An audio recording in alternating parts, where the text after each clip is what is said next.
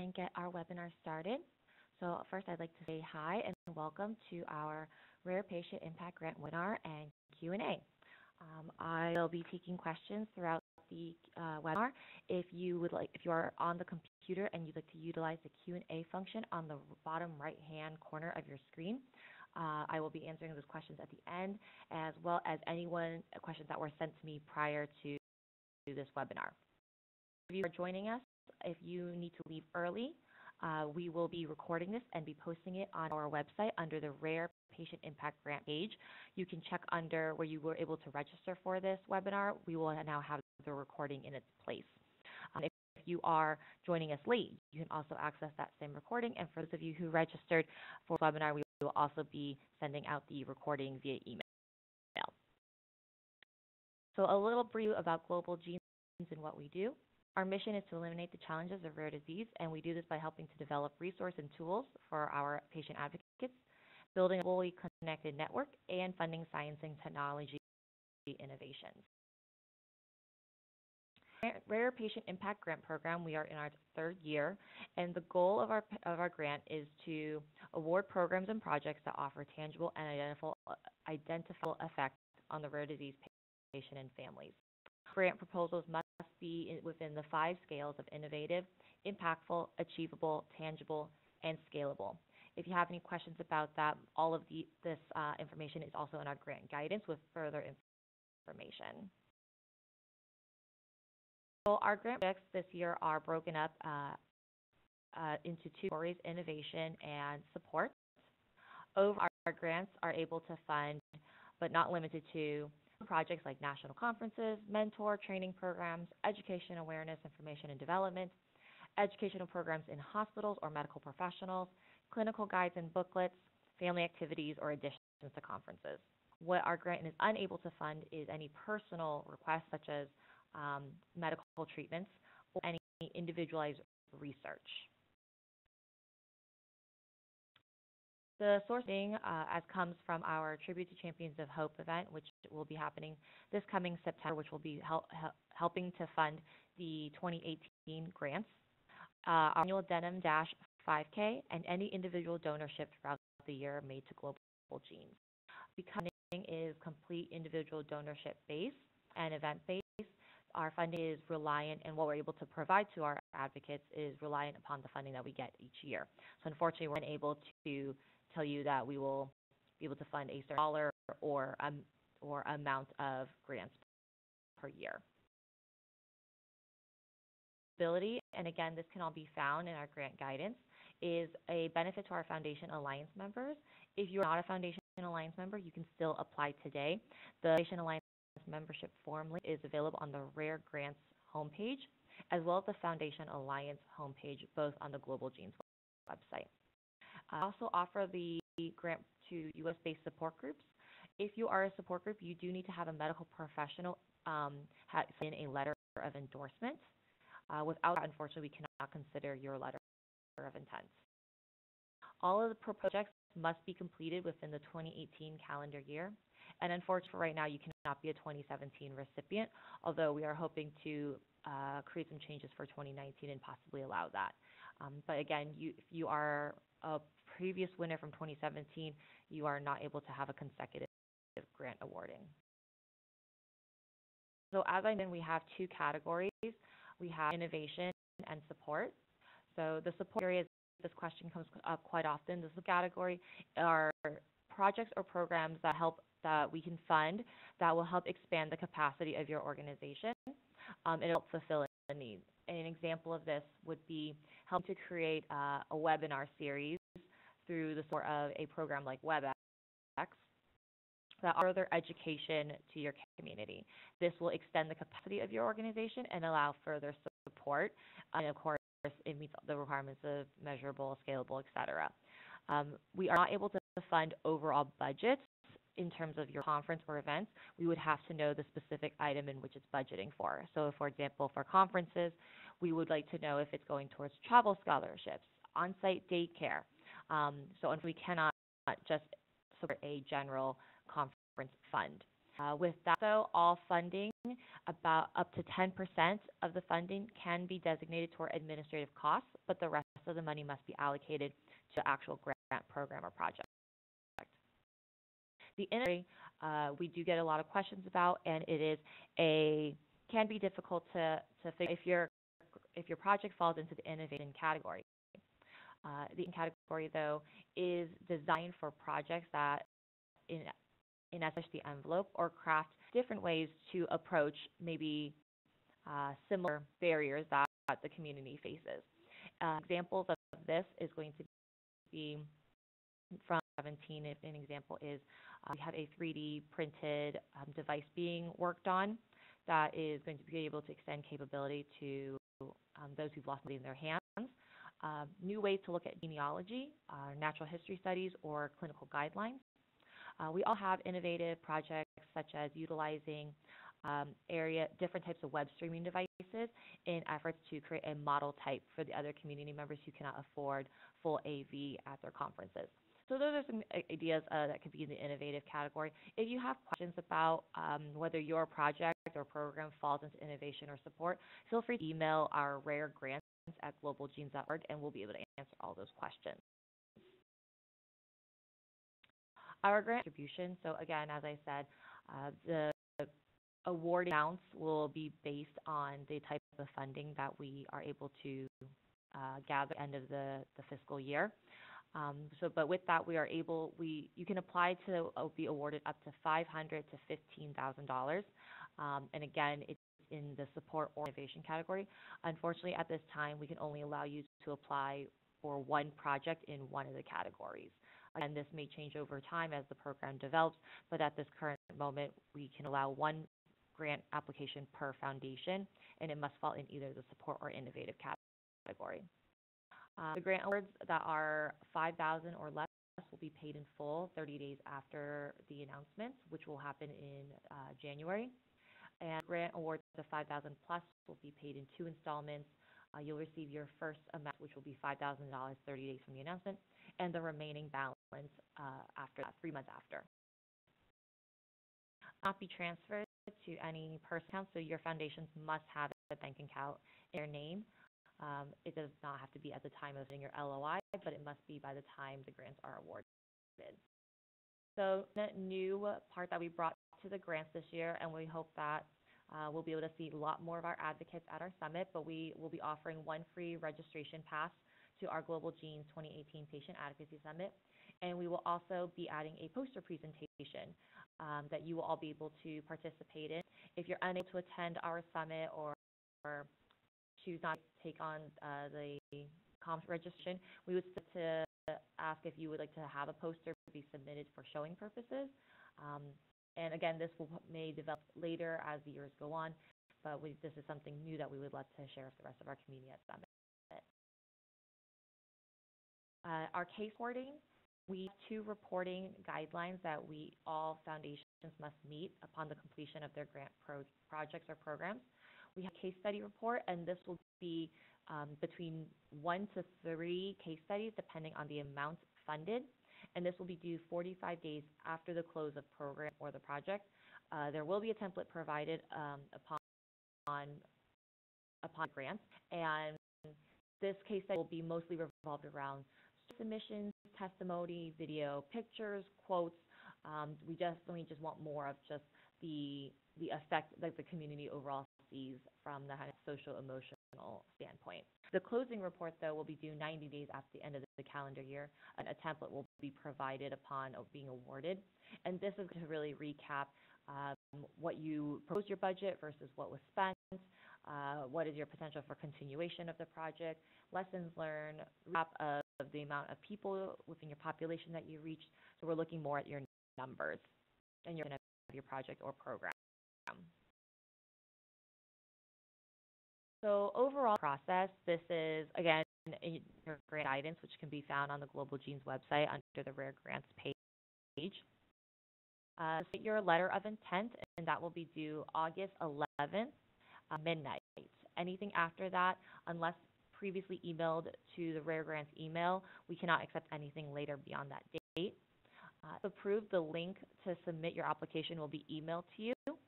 When submitting your application, and this is important to note if you are planning to apply under the innovation category. If you plan to submit your application in that category, a 10 slide PowerPoint presentation will also be submitted. If you are chosen to present, we will use that 10-slide PowerPoint, or you can submit a more updated version once you get to the presentation round. Thing is, after everyone has submitted their applications, the grant application will go under review. Our support category will go under just a application review. Innovation will go under a separate committee under an application review, and our top applicants will be selected to present their PowerPoint presentation.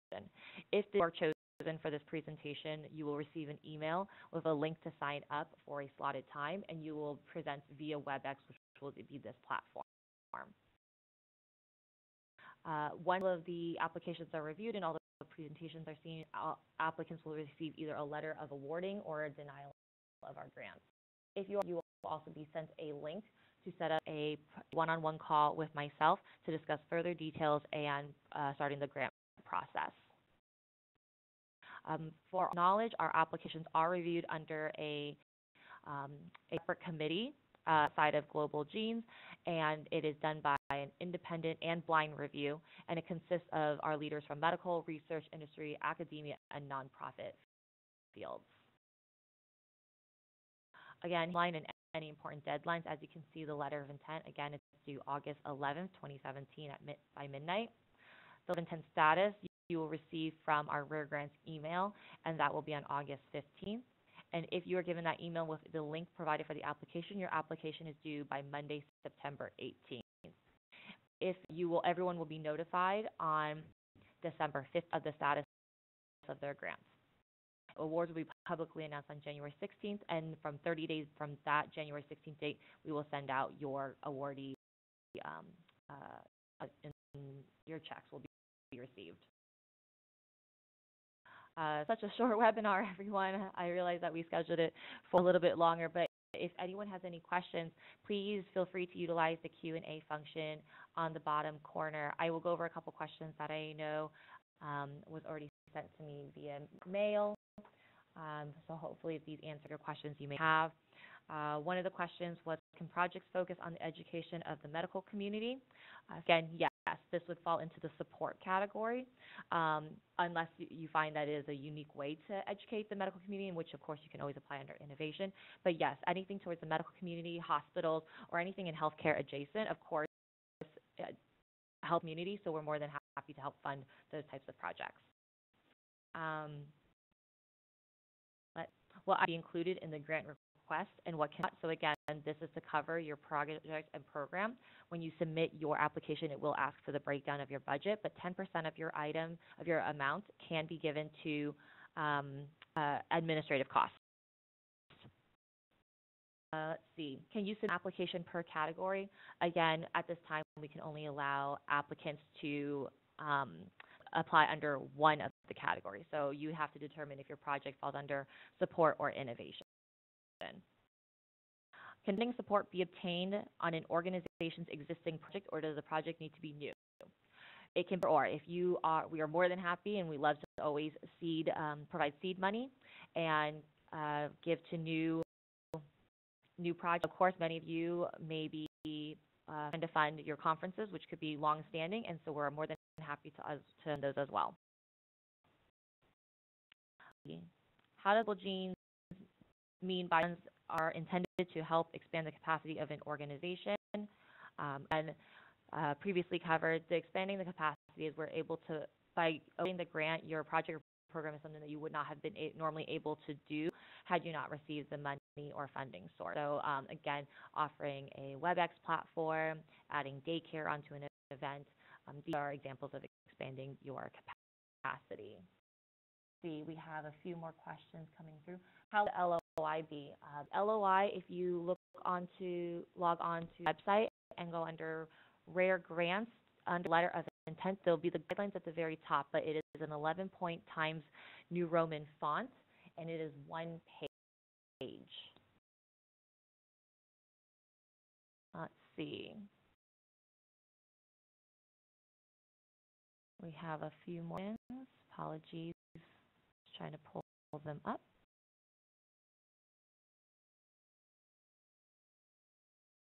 How soon in July will you be notified if you may submit an application? You will be notified, I believe, 3 days later. I'm not sure why I gave myself that deadline, but you'll be notified 3 days later. Um, how will it be allocated between support versus innovation? That's a really good question. We are still receiving donations, and again, these donations will be received all the way up until December when we find out how many will be awarded.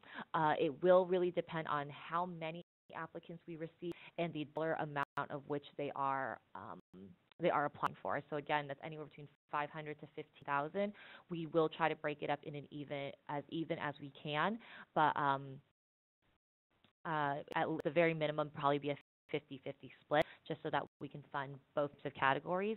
This previous year, we have 14 winners, and 10 of those were from, 9 were from support, 5 were from innovation, but all 5 innovation had requested the full amount. So that kind of gives you a little bit of a ratio of kind of what we're looking at. I can, of course, provide further updates if you have any questions about how we'll be allocating.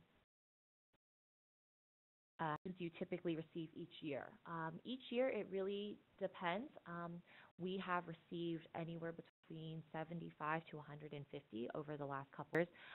Most of our letters of intent, we do get a large amount, and we usually, unless we feel that the project is not ready to go to is not fully ready to conceptualize yet, most LOIs, we usually need to bring it to the application round, but there will probably be at least upwards of 75 applications. Again, not sure how that will distribute between innovation versus support, but there's probably a rough estimate of what we're looking at. Let's see. Anyone else has questions? Again, please feel free to just type them into the Q&A.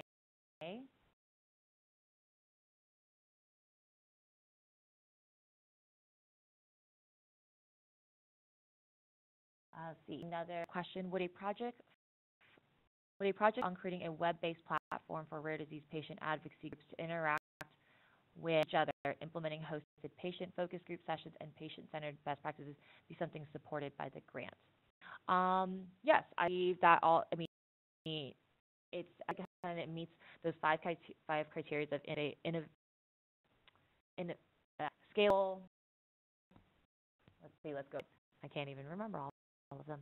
That's not innovative, impactful, achievable, tangible, and scalable. As long as your project is able to meet those 5 requirements and you're able to accurately find a way to measure those through this web-based platform that project, it would definitely fall under the objectives that we have. And as long as it's, again, meeting the goal, which is to support and help the rare disease community, or specifically your disease group, then yes, it would be able to be something supported by the grant.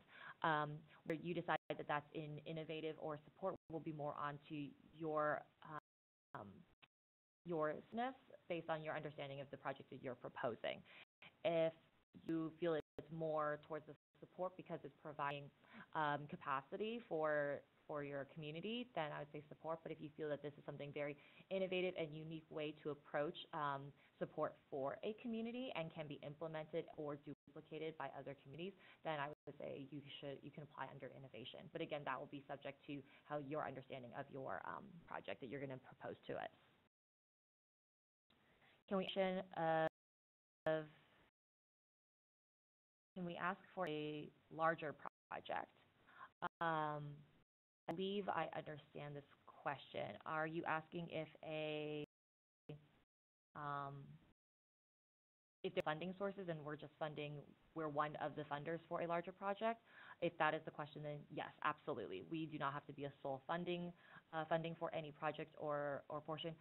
Many other projects that we have funded in the past do find other funding sources from grants, sponsorships, etc. We are just one small piece of their overall funding.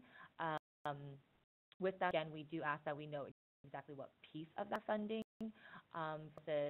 For example, we have a genealogy project underway currently with the 2017 awardees. We are specifically funding the research, that is the research component. of that genealogy. We are not part of the other portions of that project. That is specifically what they had budgeted our money towards.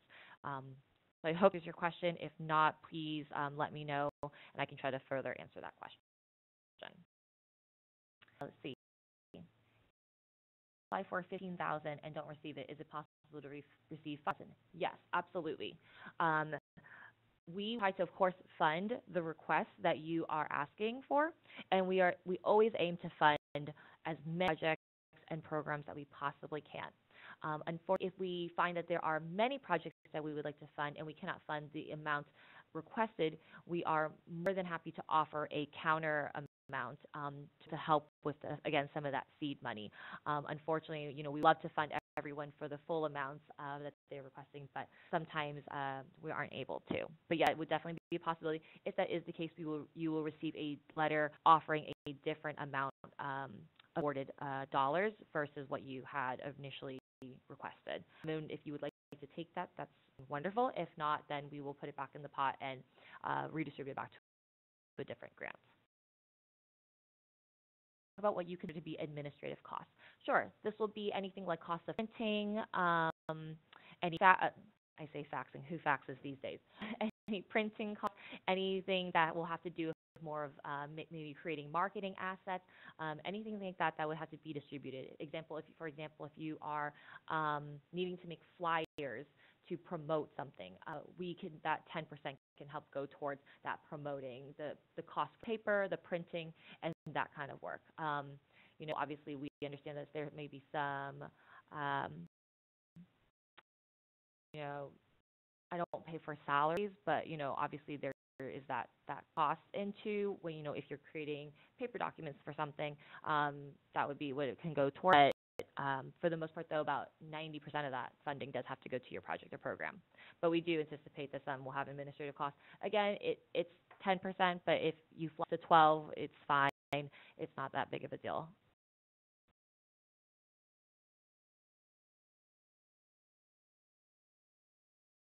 Are there any other questions that I can help answer for everybody? Again, a lot of this information is on our Rare Grant homepage on the Global Genes website.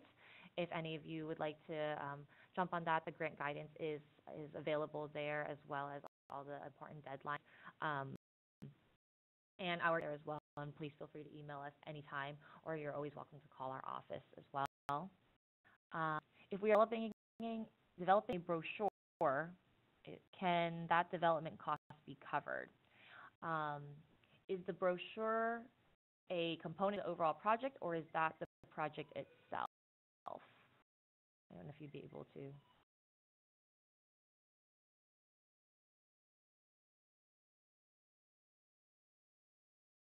Yes, the brochure is part of the project.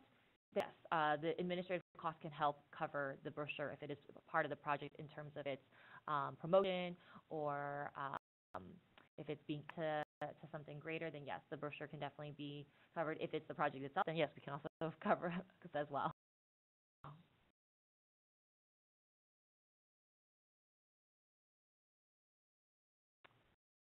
Let's see. Thank you, John, for answering. Yes, if it is to help your doctor training program, yes, that can definitely be attributed in the cost. Let's see, support a walk for sickle cell in Central Park. That is a question. So is the walk an awareness event, or is the walk a fundraising event?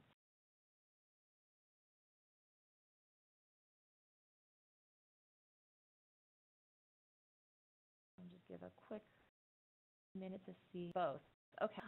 If it is an awareness event, we would be able to cover, and this would have to be indicated in your LOI as well as your application. We cannot cover we don't cover funding, other funding projects or fundraising events. But if it is an awareness piece, if it is also an awareness event, we can fund the portion that covers the awareness and education component of it again. So this would be in terms of an event. So it would fall under our support category most likely. In that you can indicate what the exact portion that we would be providing funding for. For example, if you have some sort of speaking component before the walk or any materials that will be provided at the walk to help with further education and support, we can help provide funding for that specific area. For us attending a conference to promote the doctor's training program? That is a really good question. I would probably say no. I don't believe that would fall within the guidelines, as that it's not it's part of the program. Is more of in that it's a promotion aspect. We're more than happy to help fund the promotion materials, not necessarily the covering of traveling to a conference. That would be on probably a different type of budget. Like media and brochures, in terms of, I think that went to the question regarding the sickle cell walk. Yes, we can cover the funding. That could be part of it. Again, you will have to tailor your application to cover that this is leading towards the education and support portion, not necessarily the fundraising aspect of your event.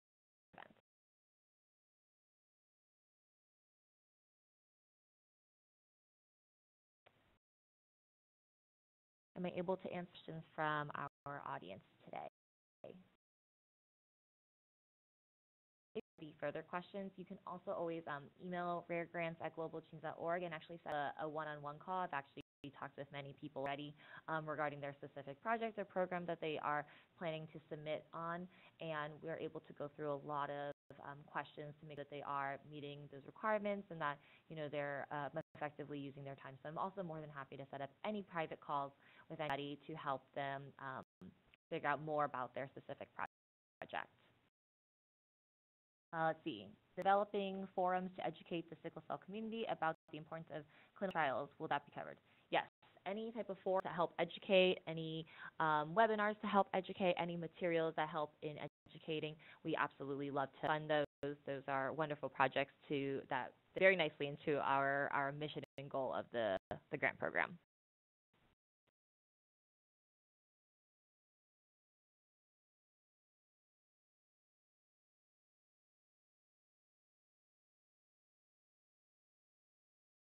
Any questions that I can help answer for anybody?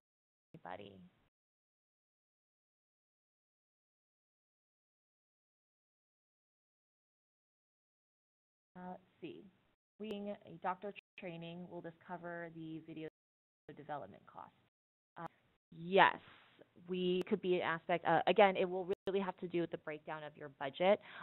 For example, if you are paying, say, $10,000 under one of the categories, and for a doctor training program, if the video development cost is going to be because you'll be eventually recording these doctor trainings and distributing them to the community, yes, it can be part of your budget of your program that we are funding. So, for example, if your doctor training program is the overarching project, and you need to pay for video development, promotion materials, and platform for distribution, those can all be part of those costs, because they're to the actual program of the doctor training program. Can a travel scholarship cover international attendees to a U.S. conference? The travel scholarships, typically when we see conferences ask for funding, they are asking for travel scholarship distribution. And how those travel scholarships are distributed out to your community is really up to you. But we do ask that the majority of your population that you will be serving is U.S. based. We unfortunately do not serve if we're creating a program, but it's for in France. Unfortunately, we don't cover that at the current moment. But yes, if you have travel scholarships and you're giving out points through our grant program, and you decide 3 are going to international attendees, that is fine. Again, the majority should be to youth based though. Let's see. A forum on November of 17. Could funds be available to help with?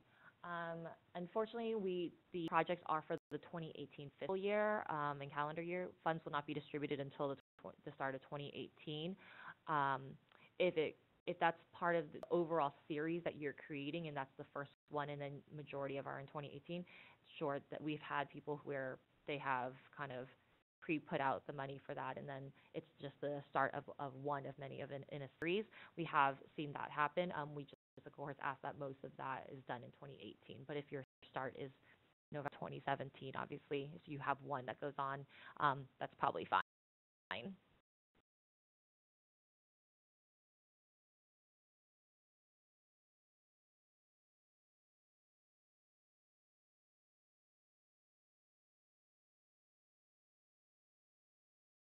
Any other questions that I can help with?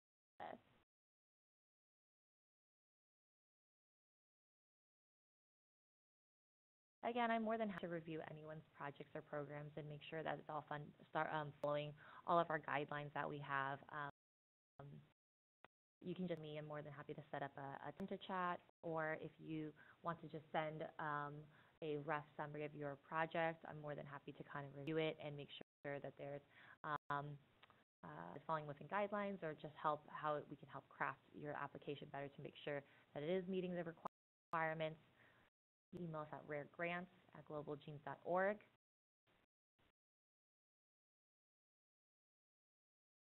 Let's see.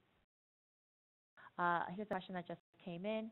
Can you apply for double grants for travel scholarships and fund forums? Unfortunately, we can only ask our foundations to submit one application per category, and it's one application per foundation. So unfortunately, you would have to probably pick which one you would like funded through us.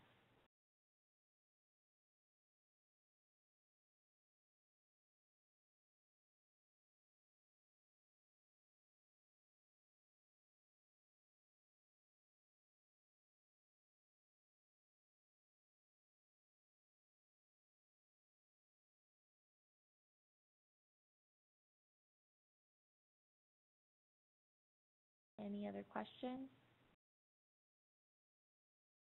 I'll just give it one more minute. If not, we can go ahead and wrap up.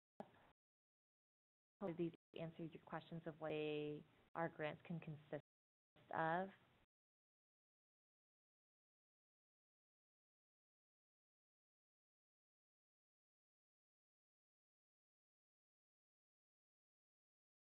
Okay.